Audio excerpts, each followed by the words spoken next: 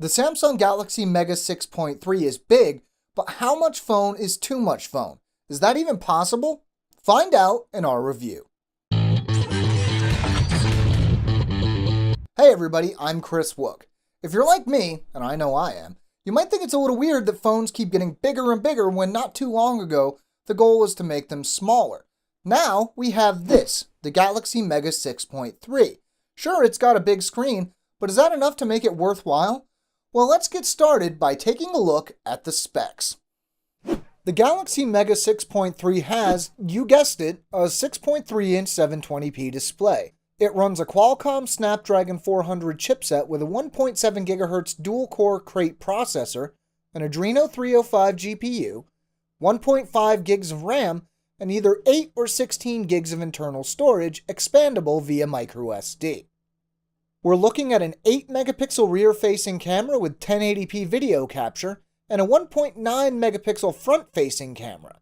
Finally, powering everything, we have a 3,200 mAh battery. There's no way around it. The Galaxy Mega 6.3 is big. Now, depending on your point of view and how you use your phone, that's either a good thing or a bad thing. But other than its general size, this is still very much a Galaxy device we're looking at here. The power button, volume rocker, headphone jack, and USB port are all exactly where you would expect to find them. The general feel of the device is solid yet light, like a much larger version of the Galaxy S4, and it's actually thinner than the Note 2. Its size is probably a minus if you drop it though, because it might be easier to break, so try to hang on to it. With a resolution of 1280 by 720 on a 6.3-inch screen, we're only looking at a pixel density of around 230 pixels per inch here, which had me concerned before I really got into using the Mega, but it's surprisingly not that much of a problem. Text and icons rendered fairly sharply, and so did video. The display is a TFT LCD, which is a little strange, as Samsung normally uses Super AMOLED displays, but I actually preferred this as the colors aren't quite so exaggerated. The display's brightness is better than average, and black levels are fairly deep. To test performance, we turn to our usual first tool of choice, AnTuTu Benchmark. We ran the benchmark not once but 10 times and took the average of the scores, which ran from around 12,500 to around 13,600. Our final average score was 13,309. Next, we turned to Epic Citadel running in benchmark mode. First, we used the ultra high quality setting and ended up with an average frame rate of around 33 frames per second. Running in just high quality mode upped the frame rate to around 57 frames per second, while high performance only bumped it up to 58 frames per second. In real-world use, the Mega never felt slow or laggy whether it was launching apps or scrolling through various screens and menus. I tried a quick race in Real Racing 3, and though I may not be great at the game, it performed just fine. The Galaxy Mega 6.3 runs Android 4.2.2 Jelly Bean right out of the box, and it's overlaid with the same version of TouchWiz as the Galaxy S4, so it feels very similar, just minus a few features.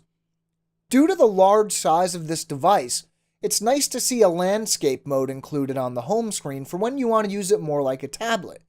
Now, you don't have to use this, but it's nice to know it's there.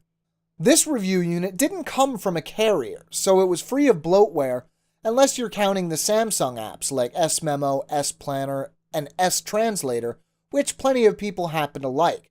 It's also nice to see features like Watch On included. Sadly, I was a little disappointed by the camera. 8 megapixels didn't sound bad, and even though this is no S4, I was expecting something pretty nice. But the photos I took aren't very sharp no matter what the lighting conditions were, and even using the LED flash didn't help here. Samsung included a whole lot of camera functions like HDR and Drama Shot, but they're not much use if the pictures aren't that great. The 1080p video looks much better, though the colors tend to be a little flat. Motion is nice and smooth, and the image is generally very sharp. The Galaxy Mega 6.3 is powered by a 3,200 mAh battery, which is a bit of a surprise given that the Note 2 has a 3,100 mAh battery. But when you match it with the Snapdragon 400 chipset, battery life is pretty good. On the first day of testing, I benchmarked and tested for a few hours before I set the Mega down to work on something else. I came back and grabbed it late the next day, and it was down to around 15%. Basically, as long as you're not constantly watching movies and using the screen all the time, the battery should easily last you a full day, and since the battery is removable, you can always carry a spare. In the end, it's easy to see that this is a big phone built for people who like big phones. We would have preferred a 1080p screen, but still we're pretty happy with the Mega 6.3 in general. If you'd like to know more, we have a full written review at AndroidAuthority.com. You can find a link to the article in the description down below. Hey, if you liked this video or found it useful, maybe throw us a like or share it with your friends. If you want to stay caught up with everything we do, make sure to subscribe to our channel. I'm Kris Wouk for Android Authority, and as always, thanks for watching.